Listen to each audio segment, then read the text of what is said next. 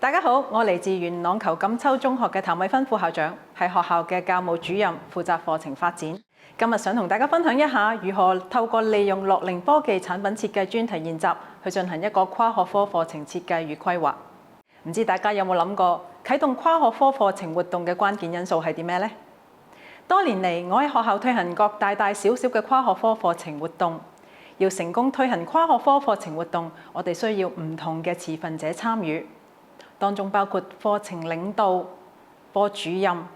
課任老師，最重要嘅係我哋嘅學生。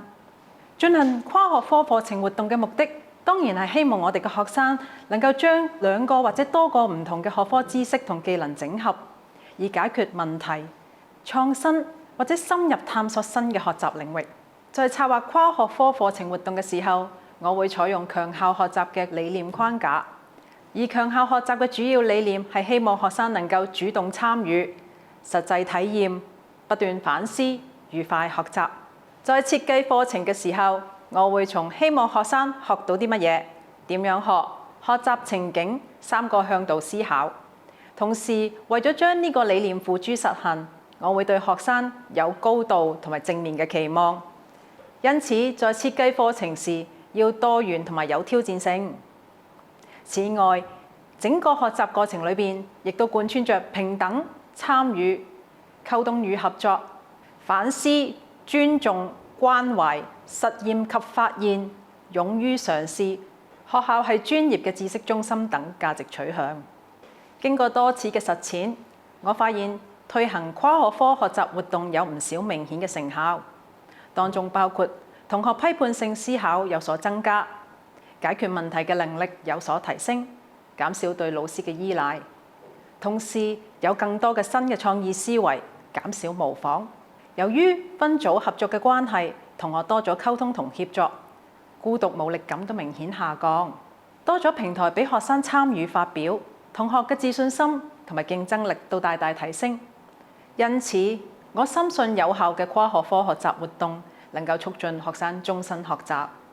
參考推動 STEM 教育發揮創意潛能概覽裏邊指出 ，STEM 教育嘅重點在於強化學生嘅科學、科技及數學教育各學習領域及跨學科領域嘅綜合和應用知識與技能嘅能力。當中推行 STEM 教育學習活動嘅兩種推行建議模式分別有：模式一，建基於一個學習領域課題嘅學習活動，讓學生綜合其他學習領域嘅相關學習元素。模式二，透過專題研習，讓學生綜合唔同嘅學習領域嘅相關學習元素。而我係採用咗模式二嘅方法，推行我校嘅樂齡科技產品設計專題研習。要成功推行一個專題研習，我需要學生有發現問題嘅能力，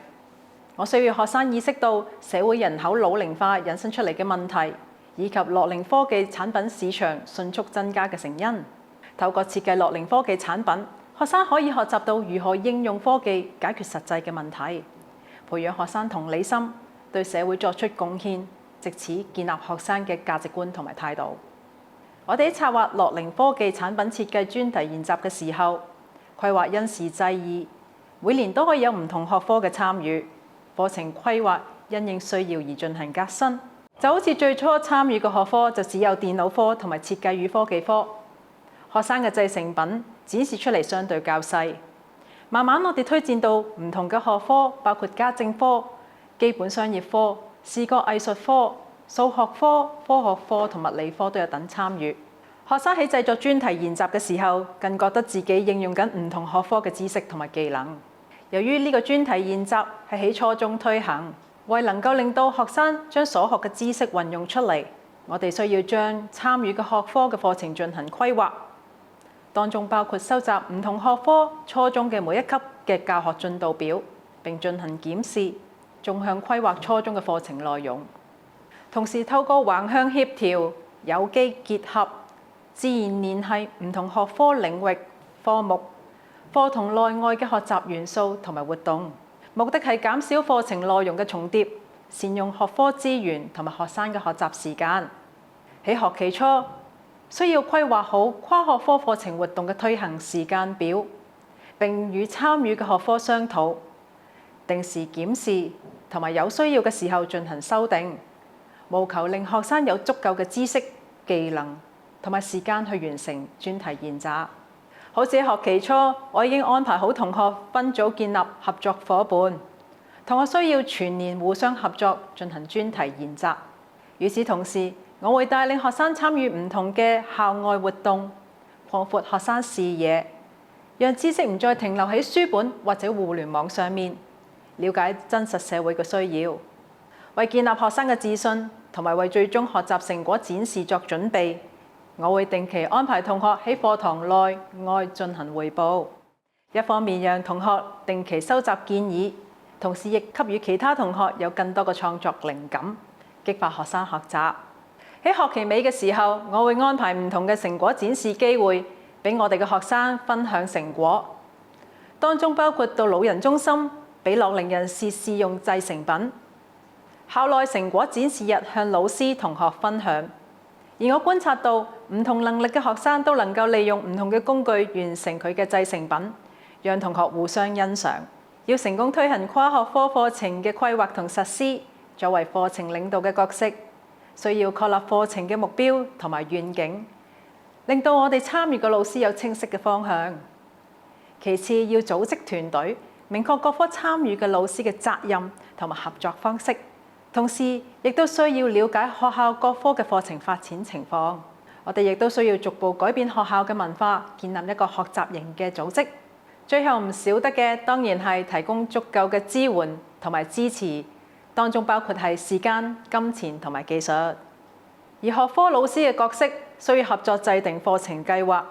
整合各自學科嘅專業知識。學期初嘅時候，要俾學生有清晰嘅方向同埋期望。好似我會話俾學生聽，喺學期尾嘅時候會有大型嘅展示，同學必須喺有限嘅時間裏邊完成一件樂齡科技產品。老師需要就專題研習實施相關嘅課程同埋進行教學活動，唔同嘅時段回饋課程嘅實施嘅情況，有需要嘅時候就調整教學策略，適當嘅時候給予機會俾學生展示學習進度，最後要透過展示平台製造學生嘅成功經驗。除咗學生之外，我哋亦都需要推動教師嘅專業成長同埋發展，為咗讓學生學習到新嘅知識同埋技能。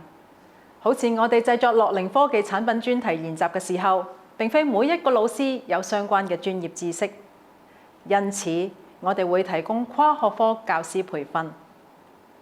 此外，我哋需要鼓勵老師積極參與專業交流，擴闊專業網絡同埋視野。同時，學校亦都需要支持老師進行教學研究，發表教學成果，以鼓勵老師持續發展。我深信課程規劃係教學成功嘅基石。我深深體會到，有效嘅課程規劃能夠提升學生學習嘅成效，激發學生嘅學習興趣，令學生能夠愉快學習。最後，我建議各位在設計跨學科課程嘅時候，記得先從學生嘅需要出發，課程要精心設計，以確保學科嘅學習知識有效整合，幫助到學生學會點樣將唔同嘅知識綜合運用。我希望今日嘅分享可以幫助到大家喺規劃課程嘅時候有多啲新嘅想法。多謝大家。